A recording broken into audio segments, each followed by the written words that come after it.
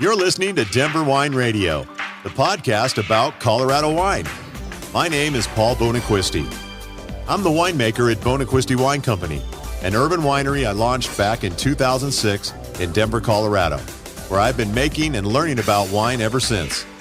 I'm sitting down with other wineries and wine experts to find out what makes Colorado wine so unique and to help you find the wines you like to drink. And now, let's put some altitude in your glass. Welcome back, Cassidee. Yes, thank you for having me. Yeah, great to have you. You just celebrated your 10th year there. Yes, in February. Yeah, that's congratulations.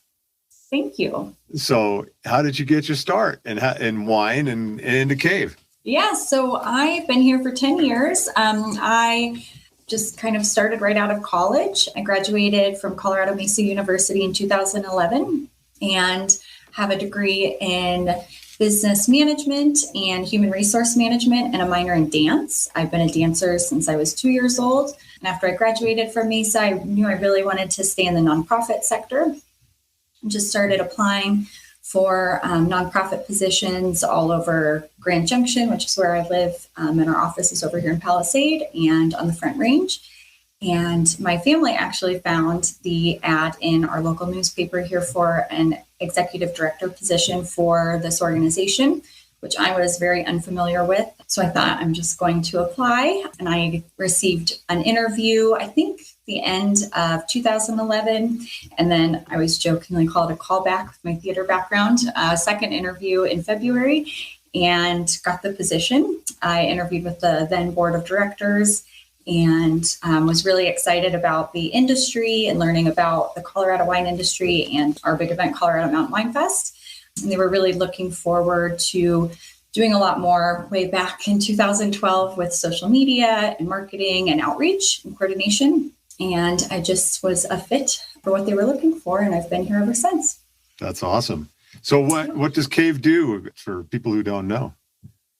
So we are a 501c6 trade nonprofit organization. So we're set up just like a chamber of commerce. We have different types of membership tiers. We have vineyard and winery members. We have amateur and individual members, so folks that make amateur wine or wine at home. And then we also have allied trade members, which are any other type of business outside of a winery or vineyard. We think of real estate companies, trellising systems, fruit supply, things like that. I joke that our amateur and individual members are folks, like my family, for example, that just want to really support the industry but may not make wine or own a vineyard. So that's a little bit about the organization itself. We're known for running several really large events. Our consumer-facing event is Colorado Mountain Winefest that takes place every September here in Palisade. And then all of the proceeds from that go back into the industry in January, called VinCO, which happens over here in Grand Junction at our convention center. It's a 4-day multi-track regional trade conference. We partner with the Western Colorado Horticultural Society. We run all of the Viticulture Enology marketing and business program tracks, and then the Horticultural Society runs the horticulture tracks, so anything involving peach, apples, cherries, stone fruit, and then also the trade show. Nice. Yeah, that's a lot.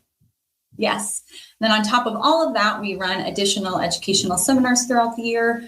We just ran a sensory analysis seminar earlier in April. We also do, obviously with COVID, we've done a lot of webinars for our membership, anything from shipping, compliance, TTB, LED, things like that. A lot of acronyms. And then upcoming in May, in just a few weeks, actually, I think Monday, we're doing a tasting room staff training seminar over here in Palisade. So for folks in the industry or looking to hire new staff, it'll just be a nice refresher of winemaking, grape growing, and then the history of Colorado wine knowledge. So it'll be a nice half-day workshop for, like I said, new staff or a refresher for current staff, or maybe folks that are just looking to learn more about the industry itself. Yeah, that's the history of Colorado wine is fascinating. Yes. So it's a big one. Yeah, you would think of the organization. I've always thought of it as a professional organization for people in the industry, but it's not just that. It's open to anyone.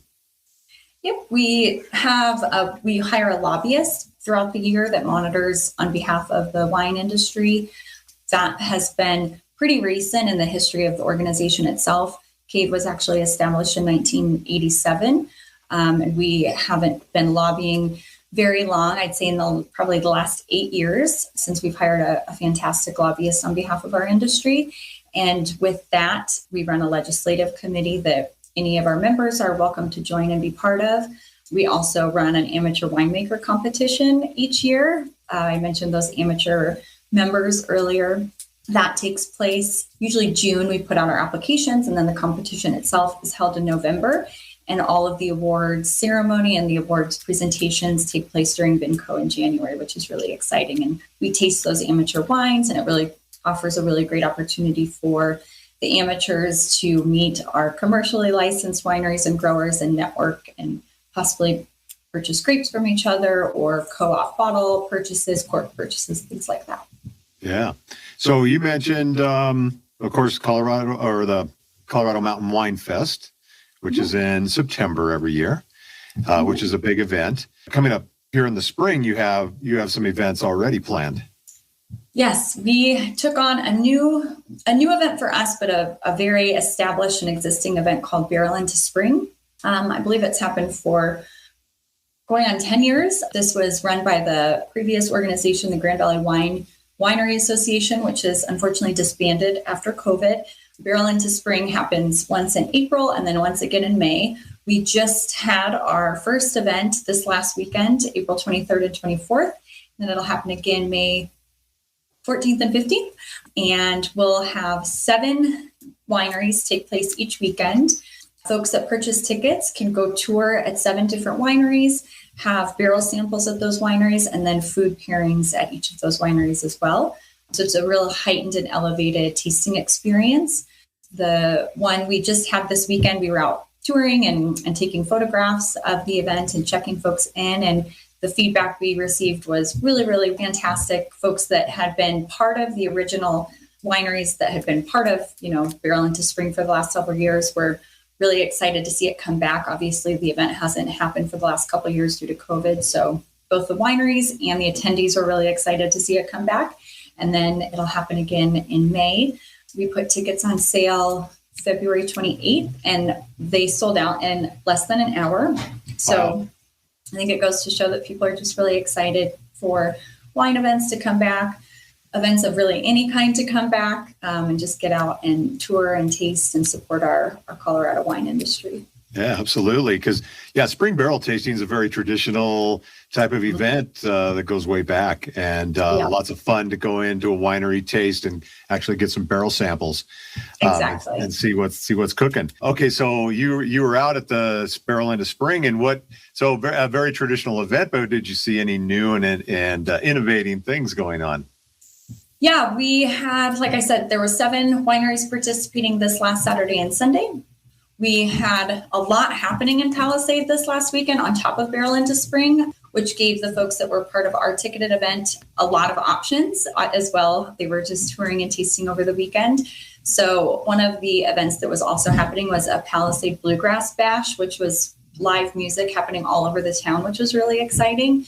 One of our participating wineries had, I think, a 4 or 5 piece bluegrass band playing in front of their tasting room as well. So the folks that were part of Barrel into Spring walked into their tasting room. They had this great assortment of food.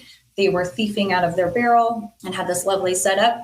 But then if they were welcoming just regular tasting room visitors, they had their whole setup for a fire pit and a bluegrass band playing out front as well, which I thought was really innovative and a really nice way to kind of tie in everything else that was happening in Palisade that weekend. Yeah, always lots going on in Palisade. And in fact, Palisade, the Grand Valley, has been written about in Wine Enthusiast, was a few years ago as one of the, I think it was the top 10 wine destinations. Mm-hmm. Yeah, wine destinations to visit. Mm-hmm. Yep, we're very, very excited about that. Yeah. More about Colorado Mountain Winefest, which will be coming up in September. Mm-hmm. And of course, those tickets are on sale now. Yes. And that traditionally has sold out for years now. Yes, so this will be our 31st annual Colorado Mountain Winefest presented by Fisher's Liquor Barn. And the schedule and all of the information about the event itself is at coloradowinefest.com. Our tickets are on sale currently. Our VIP tickets sold out 5 days of being placed online last November, but we do still have general admission tickets available. We're expecting to sell out in a normal fashion, which is normally June or July. But like I said, we have plenty of general admission tickets right now, but do get them before they sell out this summer. Historically, this will be the 7th, I think, year we'll sell out. We haven't had tickets available at the gate for many, many years now. That general admission ticket grants you access to the festival in the park, which is Saturday, September 17th from 10:30 to 5. We'll have almost 50 Colorado wineries pouring unlimited sips of wine. Live music. We have tons of artists and vendors selling handcrafted items, chef demos, and educational seminars. And then do a really cool ice curving demo from one of our local artisans here in the Grand Valley.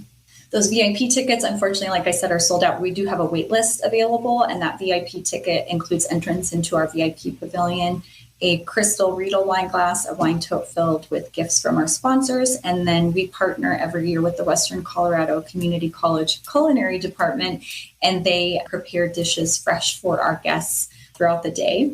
And then it's a shaded pavilion for those folks. They also have access to the general admission part of the park, so they can go tour and taste and sample all the wineries in the area as well.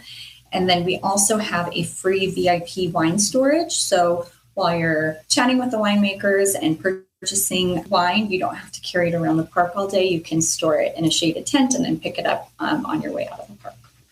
Nice. That sounds fantastic. Yes. And yes, so those tickets are available on our website right now, like I said. Which is winecolorado.org? Or ColoradoWinefest.com. Oh, ColoradoWinefest.com. All right. Yes. Any information about the organization is winecolorado.org. They all link to each other, but if you're just wanting information on Winefest, it's ColoradoWinefest.com. Okay. So you've just described a fantastic event, which I know it is, but it was recognized by USA Today. Yes. In 2017, we were contacted by USA Today via email, and they let us know that we were in the running for a top 10 best wine festival in the nation, which we were thrilled about. And it was an open voting period over the summer. So we sent a couple emails out to our past ticketed attendees and our volunteers, and it was just an open voting process. And then we were really, really surprised in August when we got an email saying we were voted number 1 wine festival in the nation, which we were thrilled about. And we wear that badge with honor because we were up against like Aspen Food and Wine and these huge, huge, amazing wine festivals that happen all over the country. So we're like little old Palisade, and our amazing Colorado wine industry was up there with the best. And I think that really goes to show the loyalty of our patrons and our volunteers and how long and established this event has been. And it truly takes a village to put the event on. Melinda Treadway is our program director and our volunteer coordinator, and coordinates over 350 volunteers each year to make this event happen. And these volunteers come from all over the state and all over the country to share their time with us each year to make this event happen. Many of them have been part of the event for 10, 15 plus years, and they just put it on their calendar. And they're like, every September, we'll help you with the front gates. We'll help you in VIP. We'll help pour wine, which is really exciting. It's kind of like a Winefest family for sure. That's great. But it also shows the great leadership you put into the organization over the last 10 years. So give us, what are some of your most memorable events of Winefest? Of Winefest itself? Yeah. Definitely getting emails and phone calls from customers that, like I just mentioned, have attended for 10, 15, 20 years that have gotten married or proposed to at the event and then come back each year as their anniversary. Oh, wow. We've had attendees that now it's a generational experience. So it's their daughter, their mother, their grandmother, their great-grandmother, and it's a family kind of reunion each year. And they look forward to that every September, which is really exciting. Folks that have traveled from, like I said, we have attendees from all 50 states. And I think in 2018 or 2019, we had attendees from 9 countries. And so meeting folks from all over the world that make this part of their tradition to spend time in Palisade and meet our winemakers. And every year it's so exciting to hear like, your wine is just getting better and better. And we love meeting, XYZ from so-and-so winery and seeing the new vintages they've come up with and purchasing however many cases of wine to take home with us. So those are really heartwarming stories every year. That's awesome. We had some tough weather years in 2019 and 20. What's going on now? I mean, how I've been hearing things are starting. This might be a good recovery year coming up. Yes. We've been hearing the same. 2020 was not kind to anybody in any industry on any front. I deal with things with humor. And so the joke around here was 2020 was the year of fire and ice. Over here in Palisade, we froze out in October. And then we had a fire here in Palisade for almost a month straight. It was literally just raining ash, the Book Cliff fire here. And so we speak to that with how resilient the Colorado wine industry is overall in any aspect of, coming through COVID, coming through the weather events.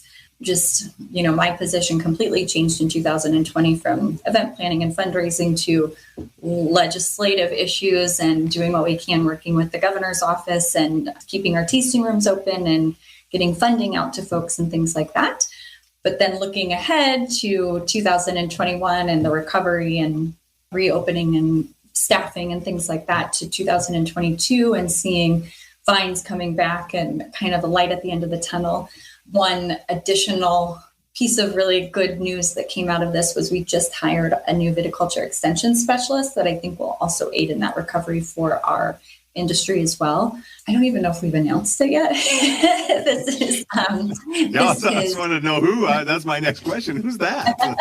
It's by last Friday, I think we heard, but so you'll see a lot of PR and press coming from our office in the Colorado Wine Industry Development Board's office as well, which will be really exciting. And that start date will be this summer.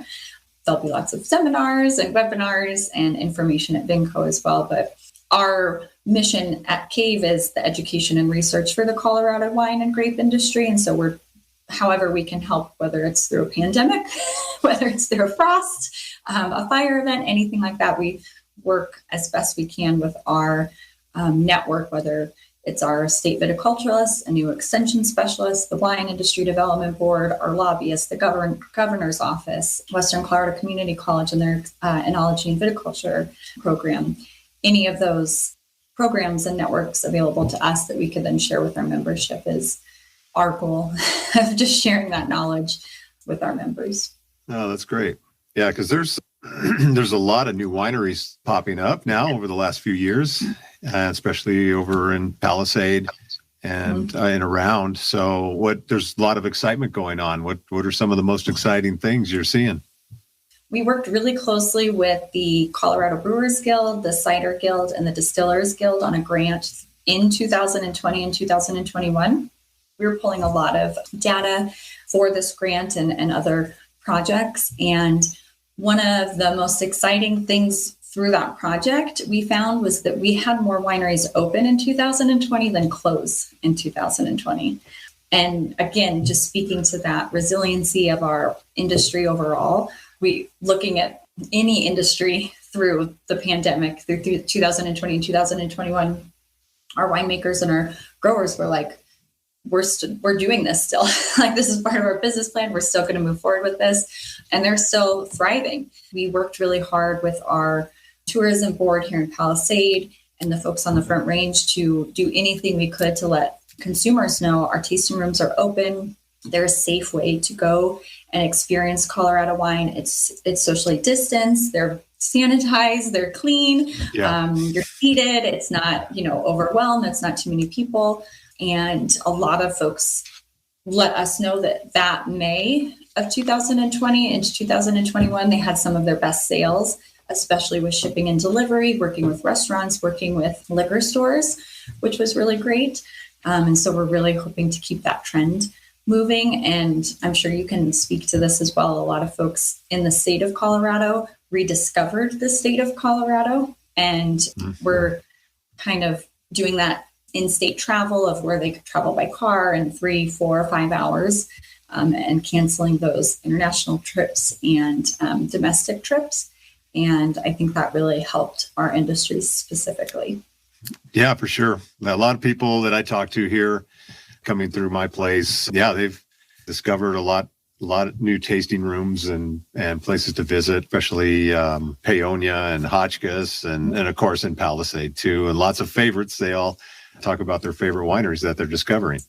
Yep. So I think the key marketing wise is how with our industry of those folks that you have seen in the last 2 years, converting those to club members and keep that interaction going through, email marketing or phone calls, text messaging, social media, and just keep that engagement up of, we miss you. We love seeing you over XY weekend, whatever. We'd love to see you again. Those events, VIP events, things like that are smaller and more intimate. The ones that you and I were just chatting about, those educational wine tasting events, people are really, really interested in right now.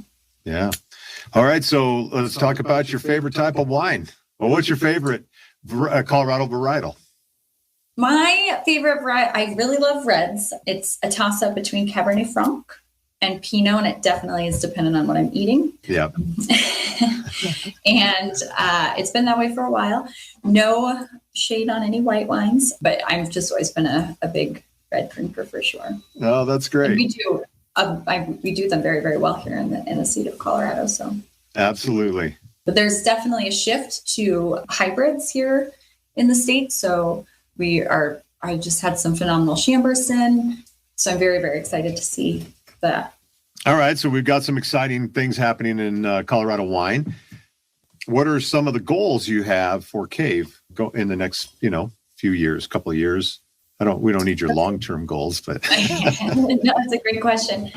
We actually have a very large and kind of robust survey out right now for our membership that has not been done yet in our knowledge, not judging, but kind of getting a finger on the pulse of our membership, which I had mentioned earlier, spans everything from winery owners, vineyard owners, and managers to amateur winemakers to just individual members that are interested in the industry to allied trade partners. So we really wanted to get some feedback from them of what they want from the organization. Because for a long time, for at least 10 years since I've been here and probably before then, it's been very focused on, we have a very large fundraiser. That fundraiser funds a very large trade conference. And then we have all these smaller events in between. And that feedback that's coming through so far is a more focus on networking, more education and information in our newsletter. Folks want more information on wine competitions, more information on legislation, more funding opportunities, whether it's grants or staffing options and things like that. Mm-hmm. And then with COVID and the pandemic and the aftermath of all that, with the labor shortage, with supply chain issues and things like that, how our organization can assist with that, whether that's co-oping really big orders, having a couple spots maybe statewide where we could drop ship things, or just bigger co-op programs available to the membership. So I think it's just really important to check in and see how kind of a report card on yourself of, are we benefiting the membership to the best of our ability? Is it too event focused? Is it too education focused? Is it too legislative focused? And is the membership receiving the value that they deserve, or is there anything else we could be doing for them? And especially when we have so many different segments, is it all wineries and growers? Is it all amateurs? Is it all allied trade partners? And especially since we're all across the state. One piece of feedback we get a lot is, you have so many events on the Western Slope. What about Front Range? What about those of us in the Four Corners area? What about those of us in Hotchkiss, Paonia, West Elks area? So how can we better serve everybody in all parts of Colorado? And so just getting that feedback and then bringing that to the board of directors and seeing how we can best handle events and offer what we can to everybody everywhere. Right. With a really small team, it's just Mel and I, but we will do what we can. Well, Yeah, I think you're killing it with a two-person team. So Yes. doing wonderful. Well, here on Denver Wine Radio, we love talk about music. So told us what you're drinking these days. Now tell, what are you listening to? Anything good? Yeah, I have a ton of concerts coming up, which I'm really excited about with all of these events that we just went over. My weekends are like very sporadic of when I can get away. But one of my favorite bands ever is coming to your neck of the woods in July. I'm very excited to go see them at the Mission Ballroom. It's a band called Pussifer. And wait a minute, say that again. Pussifer, okay. It's Maynard James Keenan. He's in Tool. Oh, yeah. So it's one of his side projects. He also is in Perfect Circle. Nice. So it's really fortunate. I got to see Tool earlier in February. So this will be the second time I've seen him, but not at a space as small as Mission Ballroom. So I'm very excited. That's a beautiful space to see music. I haven't been there yet for a concert, but I heard it's wonderful. Yeah. Yeah, very cool. Right on. Well, I'm going to look up some Tool and definitely go. And then we have a beautiful amphitheater here in Grand Junction, and they have a whole lineup of concerts this summer. I have tickets to go see ZZ Top, I think in June. Nice.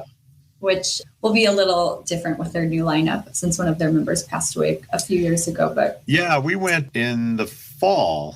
We saw ZZ Top, and it was just, it was probably, I think was within a week of Dusty passing away.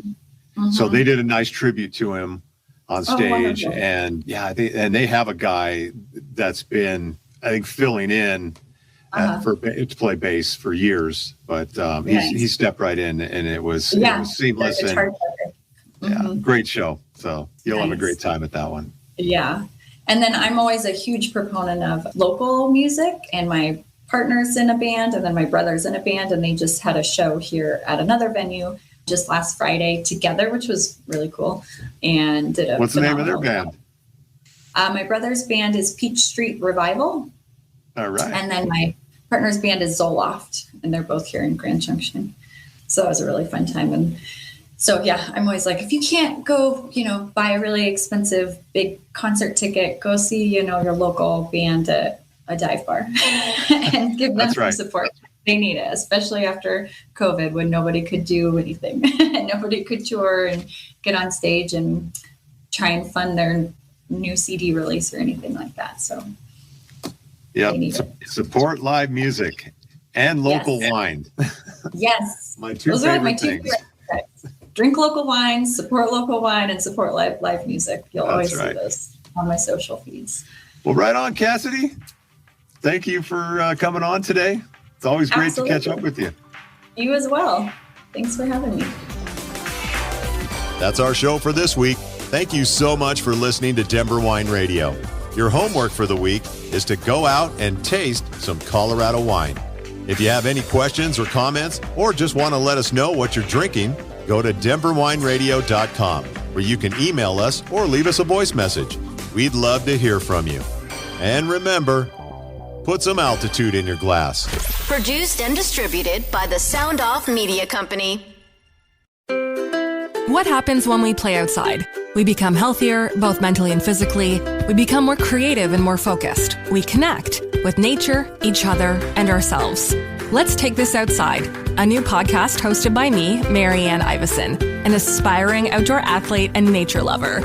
I speak to athletes, outdoor professionals, and scientists about their connection to nature, how it affects their performance, and everyday life. Let's Take This Outside, available on Apple Podcasts, Spotify, and Google Podcasts, and at ivesonvoice.com/podcast.